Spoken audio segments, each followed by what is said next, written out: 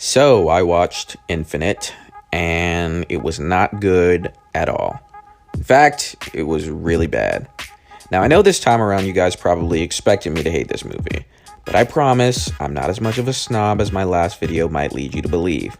But when I saw the trailer for this movie, I was like, okay, this looks really dumb, but it could be dumb in a good way, like in Fast and Furious, or it can be dumb in a bad way.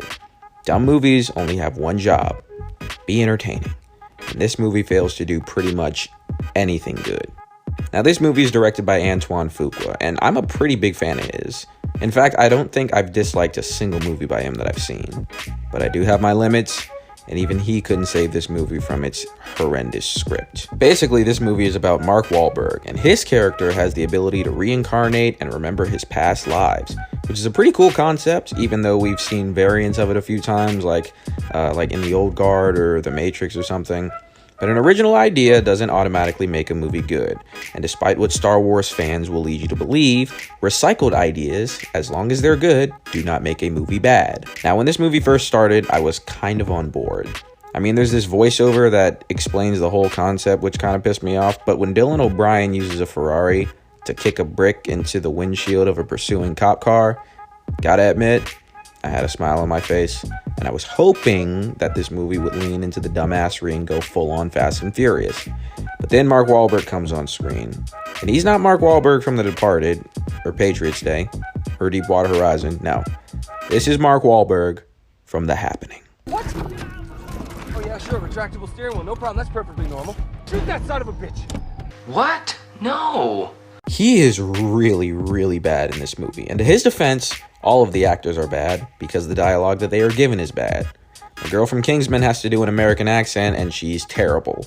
The only actor that seems to give a shit, kind of, is Chiwetel Ejiofor. And I say kind of because it's not like he's good, but his performance is so over the top that it's pretty hilarious. He kind of just shouts and rambles on about faith and God, and none of his dialogue actually makes any sense. I just think that the writer was so lazy that he just thought putting a bunch of words together and throwing in a couple of villainous cliches makes him compelling. But it doesn't, it's just infuriating pleasantries, their need for approval, their anxious attempts to be loved. fucking ridiculous. And that's about all this movie has going for it as far as entertainment value. Once Mark Wahlberg starts meeting important people, like the girl from Kingsman, that's when this movie starts to really tank. First of all, 99% of this movie's second act is all exposition. I'm serious, just about every bit of dialogue is just characters telling Mark Wahlberg who he is while he gives them strange, perplexed looks. He's not an active protagonist in any sense.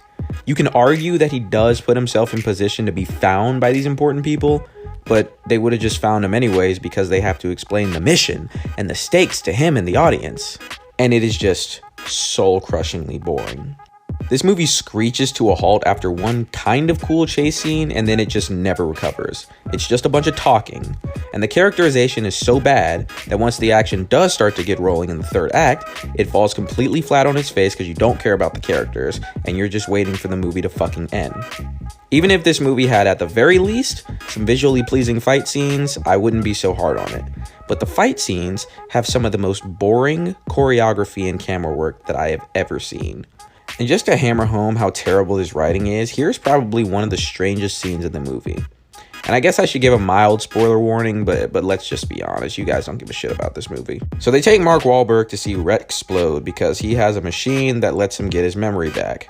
Now keep track of what I'm about to say because we'll need this information in a few seconds to put all this ineptitude together. Now, the way it works is this machine fills with water and is supposed to briefly drown Mark Wahlberg so that his life flashes before his eyes and he can remember what the plot needs him to remember. Now, mind you, the characters explicitly state that the goal is to basically kill Mark Wahlberg, but they put him in this machine, and when he drowns, which was the whole point of putting him in there in the first place, they act all sad and shit like that wasn't supposed to happen. And then when he comes back to life, they act like it's a fucking miracle. You knew this was going to happen. The machine worked exactly the way you literally just told us it would work. You see what I mean? That is just really, really bad writing. And I just don't see how this script was handed to an executive at Paramount and they decided to give it a thumbs up and throw millions of dollars at it. Whatever. At least they were smart enough to pull it from theaters before it could hurt anyone else.